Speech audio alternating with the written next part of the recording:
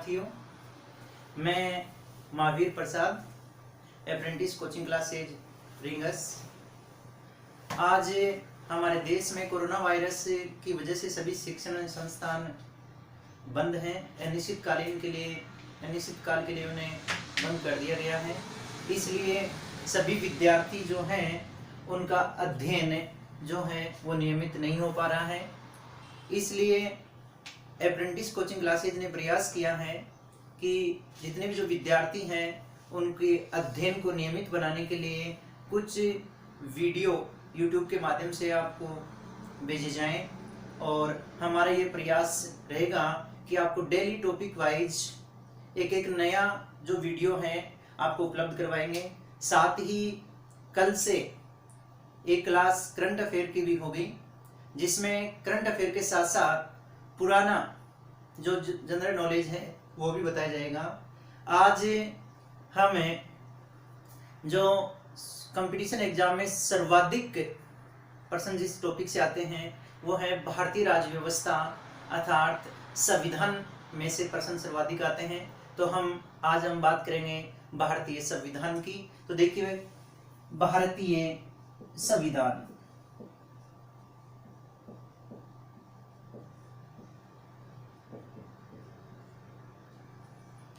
अब विद्यार्थियों, जो भारतीय संविधान है, संविधान के बारे में थोड़ा सा हमें जानना है कि देखिए संविधान क्या है, संविधान क्यों बनाया गया और संविधान कैसे बना। संविधान क्या, क्यों और कैसे। संविधान क्या, क्यों और कैसे बनाया गया। तो देखिए संविधान क्या है। संविधान क्या है तो जनता द्वारा निर्मित, जनता द्वारा निर्मित नियमों व कानूनों का संकलन, नियमों व कानूनों का संकलन। आपसे कोई पूछे कि संविधान क्या है तो हमें बताना है जनता द्वारा निर्मित नियमों व कानूनों का संकलन ही संविधान है। देखिए, एक जो प्रश्न आता है एग्जाम में कि भारत में सर्वोपरि कौन है, भारत में सर्वोपरि कौन है, उनमें देखिए कई बार ऑप्शन में इस प्रकार से आ जाता है संसद, सुप्रीम कोर्ट, जनता, राष्ट्रपति। बहुत से विद्यार्थी इसका आंसर राष्ट्रपति भी दे देते हैं, कई देखते हैं न्यायपालिका सबसे बड़ी है, परंतु हमारे इस देश को चलाने वाली कौन है, जनता। संविधान बनाने वाली कौन है, जनता। तो भारत में सर्वोपरि कौन है, जनता। भारत में सर्वोपरि कौन हो गया, जनता। इसके बाद में देखिए संविधान बनाया क्यों गया, संविधान क्यों बनाया गया। तो देखिए संविधान क्यों बनाया गया तो राज्य जो था, राज्य में शांति व्यवस्था बनाए रखने के लिए, शांति व्यवस्था बनाए रखने के लिए, राज्य में शांति व्यवस्था बनाए रखने के लिए संविधान बनाया गया। फिर हमसे बात करें संविधान कैसे, तो देखिए कैसे में हम दो चरणों में इसके बारे में पढ़ेंगे। एक हम पढ़ेंगे संविधान का विकास, संविधान का विकास, और एक हम पढ़ेंगे संविधान का निर्माण।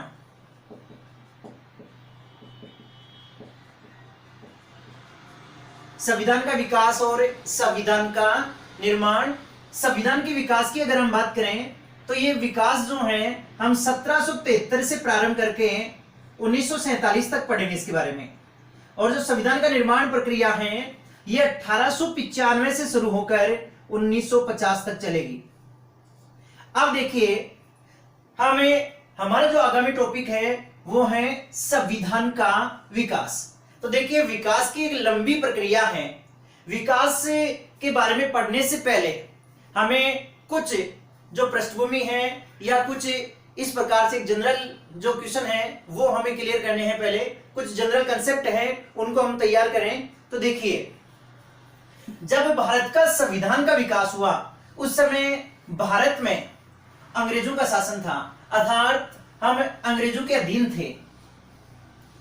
अब देखिए, ये जो अंग्रेज थे 1599 ईस्वी में ब्रिटेन की महारानी थी, महारानी एलिजाबेथ। महारानी एलिजाबेथ, ये जो महारानी एलिजाबेथ है, इसने British east India company, short में मैं इसको BEIC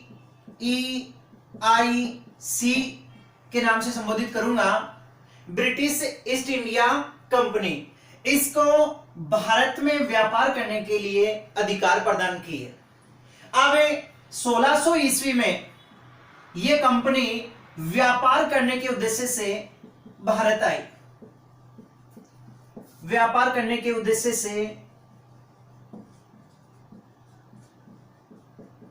भारत आई। इसके बाद में देखिए, जब 1600 ईस्वी में ये भारत आएंगे, इस समय भारत में मुगल शासन है और मुगल शासनों में पहले अकबर हैं और फिर जहांगीर हैं। देखिए 1605 ईस्वी में अकबर की मृत्यु हो जाती है। इसके बाद जहांगीर शासक बनता है 1605 में। इसी जहांगीर के समय 1608 ईस्वी में कैप्टन हॉकिंस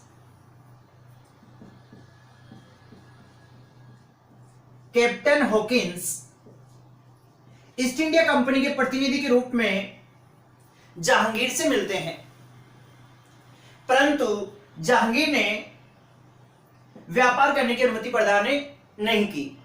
इनके बाद में ईस्ट इंडिया कंपनी के प्रतिनिधि के रूप में 1615 ईस्वी में जो सर टॉमस रो हैं वो भारत आए, अर्थात sir Thomas Roe east India company के प्रतिनिधि के रूप में जहांगीर से मिले। कहां पर मिले ये? अजमेर के मैगजीन दुर्ग में, अजमेर के मैगजीन दुर्ग में जहांगीर से मिले। देखिए कई बार प्रश्न यहां से भी आ जाता है, मैगजीन दुर्ग का निर्माण किसने करवाया था? तो मैगजीन दुर्ग जो बनवाया था वो बनवाया था अकबर ने। मैगजीन दुर्ग किसके द्वारा बनाया गया था? अकबर के द्वारा। और इस अजमेर के मैगजीन दुर्ग में जहांगीर से मुलाकात की है सर टॉमस रो ने। सर टॉमस रो ने जैसे जहांगीर से मुलाकात की, जहांगीर ने सर टॉमस रो को भारत में व्यापार करने की अनुमति प्रदान कर दी। अब देखिए ब्रिटिश ईस्ट इंडिया कंपनी जो है भारत में व्यापार प्रारंभ कर देती हैं और ये भारत से व्यापार कर रही हैं। इसके बाद यहां भारत की जो राजनीतिक स्थिति थी वो ठीक नहीं थी, क्योंकि यहां के जो छोटे छोटे राज्य थे, प्रांतीय जो राज्य थे, आपस में एक दूसरे को हथियाने के लिए लड़ रहे थे। इसका फायदा ईस्ट इंडिया कंपनी ने उठाया। और देखिए सबसे पहले ब्रिटिश ईस्ट इंडिया कंपनी ने बंगाल राजनीति में प्रवेश करना प्रारंभ किया। देखिए बंगाल का नवाब था सिराजुद्दौला।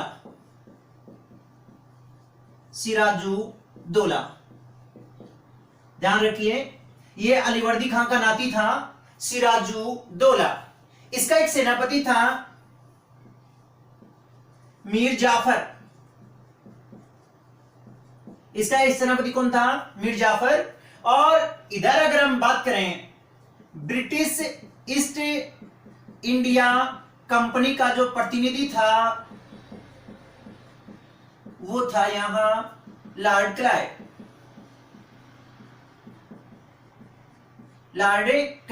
ये इतना ध्यान रखना है। बंगाल का नवाब कौन था? सिराजुद्दौला। इधर ब्रिटिश ईस्ट इंडिया कंपनी का प्रतिनिधि कौन था? Lord Clive.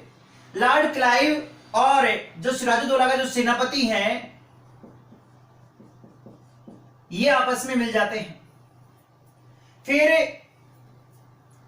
23 जून, ये बहुत ही इंपॉर्टेंट डेट है, 23 जून 1757 ईस्वी को प्लासी का युद्ध लड़ा गया। प्लासी का युद्ध। इस प्लासी के युद्ध में हुआ क्या? इस प्लासी के युद्ध में मीर जाफर ने अंग्रेजों का साथ दिया और लॉर्ड क्लाइव इस युद्ध में जीत जाता है। लॉर्ड क्लाइव इस युद्ध में जीत जाता है। उधर मीर जाफर अपने बेटे मीरन के सहयोग से सिराजुद्दौला का वध करवा देता है।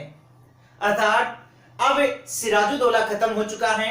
लॉर्ड क्लाइव के प्रयासों से या लॉर्ड क्लाइव की वजह से मीर जाफर बंगाल का नवाब बना। अर्थात अंग्रेजों ने मीर जाफर को बंगाल का नवाब बना दिया। अब देखिए, कुछ दिनों तक मीर जाफर बंगाल का नवाब रहा, परंतु यह अंग्रेजों के अनुरूप नहीं रह पाया। तब अंग्रेजों ने मीर जाफर की जगह मीर कासिम को बंगाल का नवाब बना दिया। मीर कासिम को बंगाल का नवाब बना दिया। अब मीर कासिम जो था, यह मीर जाफर का दामाद था। मीर जाफर का दामाद था। अब देखिए, मीर कासिम फ्रांसीसियों के सहयोग से अंग्रेजों को यहां से बाहर भगाने के लिए षड्यंत्र रचने लगा।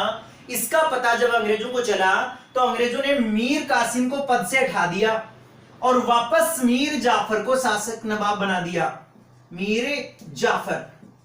देखिए, यहां थोड़ी सी राजनीति में उथल पुथल होती है। देखिए, पहले ध्यान देना है, बंगाल का नवाब था सिराजुद्दौला, उसका सेनापति था मीर जाफर। सेनापति कौन था? मीर जाफर। मीर जाफर के बाद में अंग्रेजों ने मीर कासिम को, अर्थात मीर जाफर के दामाद मीर कासिम को क्या बना दिया? बंगाल का नवाब। परंतु मीर कासिम अंग्रेजों के अनुरूप कार्य नहीं किया, इसलिए अंग्रेजों ने मीर कासिम को पद से हटा दिया और मीर जाफर को क्या बना दिया? वापस बंगाल का नवाब बना दिया। ध्यान दीजिए, एक आगे युद्ध होने वाला है, वो युद्ध है बक्सर का युद्ध। बक्सर का युद्ध। ये जो बक्सर का युद्ध है, ये भी बहुत इंपॉर्टेंट है। दो युद्ध इतिहास में बहुत इंपॉर्टेंट है, अर्थात अंग्रेजों के लिए वरदान साबित हुए।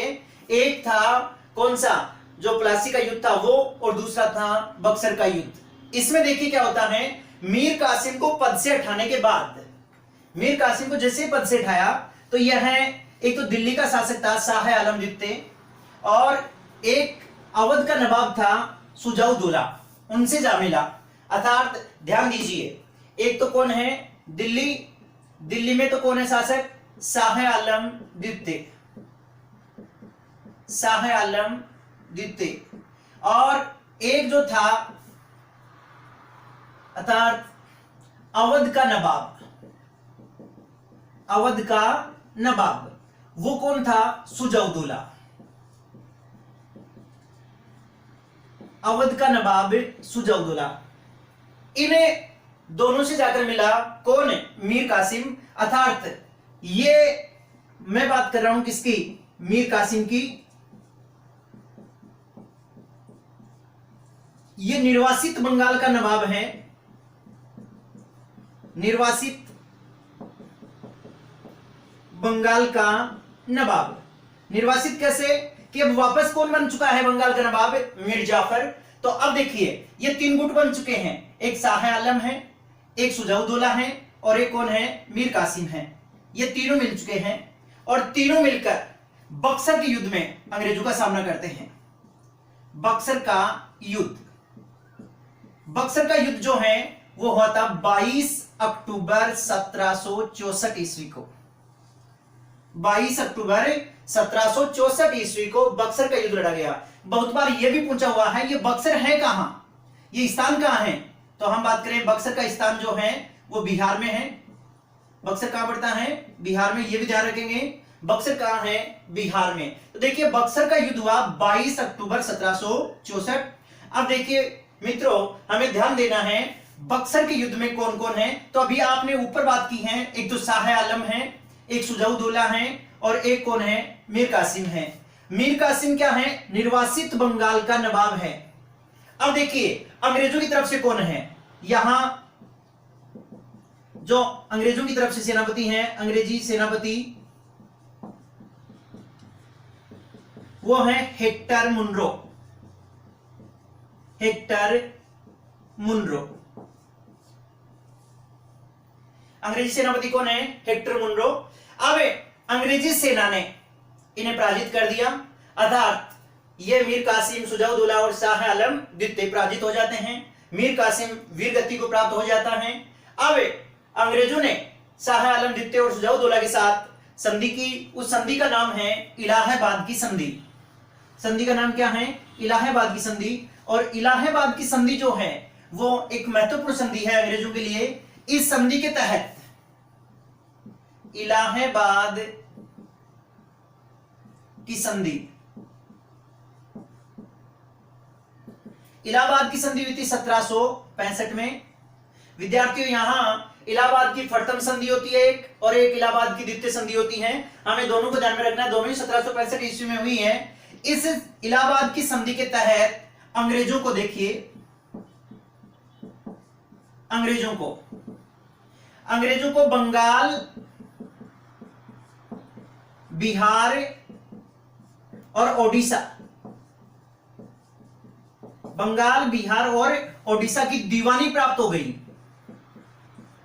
दीवानी प्राप्त हो गई। दीवानी का मतलब है यहां राजस्व के अधिकार ईस्ट इंडिया कंपनी के पास आ गए।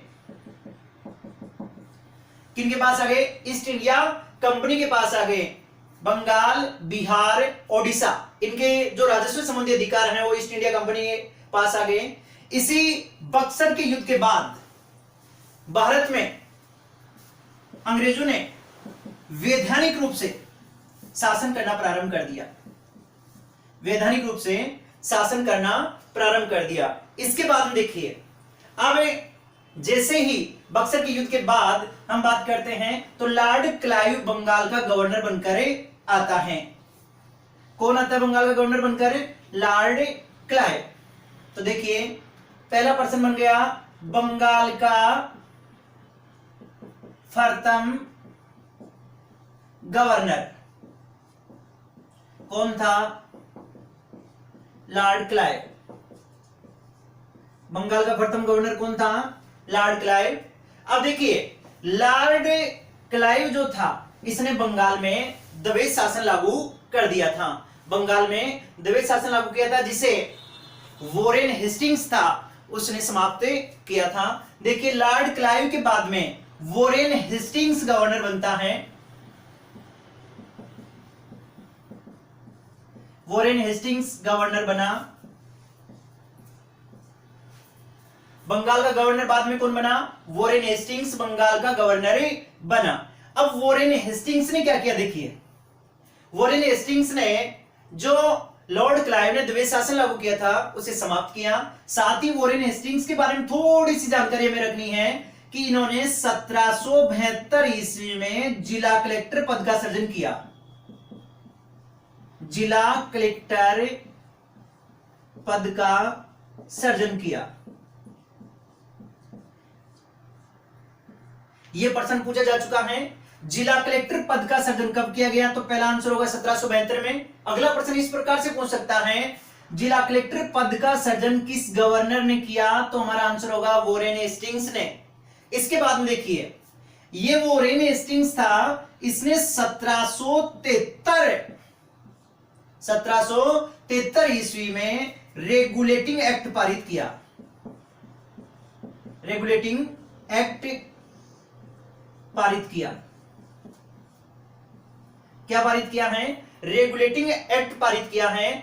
और यह सबसे महत्वपूर्ण ऐसे हैं, यहीं से हमारे भारतीय संविधान का विकास प्रारंभ होता है। किससे? रेगुलेटिंग एक्ट के माध्यम से भारतीय संविधान का विकास प्रारंभ होता है। केवल आज हम इसी रेगुलेटिंग एक्ट के बारे में बात करेंगे। अब देखिए जो रेगुलेटिंग एक्ट है ये क्यों लाया गया? तो देखिए जो ईस्ट इंडिया कंपनी थी, इसमें व्याप्त जो भ्रष्टाचार है उसको नियंत्रित करने के लिए रेगुलेटिंग एक्ट लाया गया। और इस रेगुलेटिंग एक्ट के तहत देखिए क्या क्या हुआ।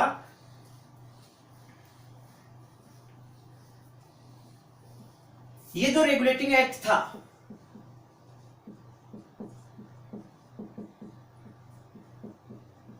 इसमें देखिए पहली बात हमें ध्यान देनी है, बंगाल का गवर्नर,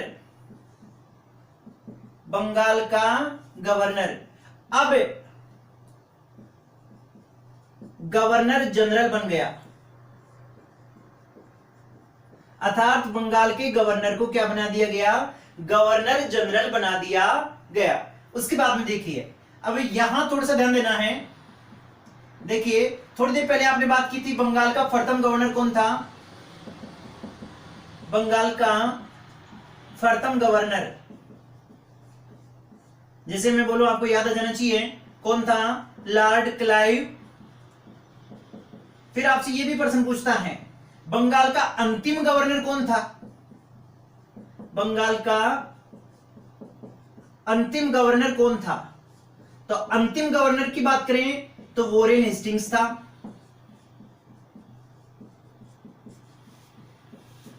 वॉरेन हेस्टिंग्स था। फिर हमसे यह भी प्रश्न पूछता है, बंगाल का प्रथम गवर्नर जनरल कौन था। तो बंगाल का प्रथम जो गवर्नर जनरल था वो कौन है, वॉरेन हेस्टिंग्स।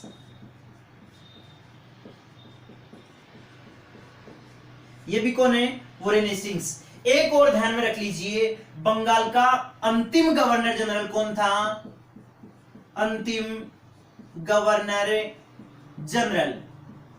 तो बंगाल का अंतिम गवर्नर जनरल है लॉर्ड विलियम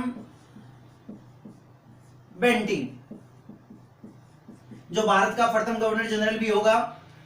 अब देखिए रेगुलेटिंग एक्ट के तहत बंगाल का गवर्नर अब गवर्नर जनरल कहलाया। साथ ही हमें याद रखना है बंगाल का प्रथम गवर्नर कौन था, लॉर्ड क्लाइव। बंगाल का अंतिम गवर्नर कौन था, वॉरेन हेस्टिंग्स। और बंगाल का प्रथम गवर्नर कौन था, प्रथम गवर्नर जनरल कौन था, वॉरेन हेस्टिंग्स। अंतिम गवर्नर जनरल कौन हो गया, लॉर्ड विलियम बेंटिंग। अब इसके बाद आगे का जो है हम कल बात करेंगे। धन्यवाद दोस्तों।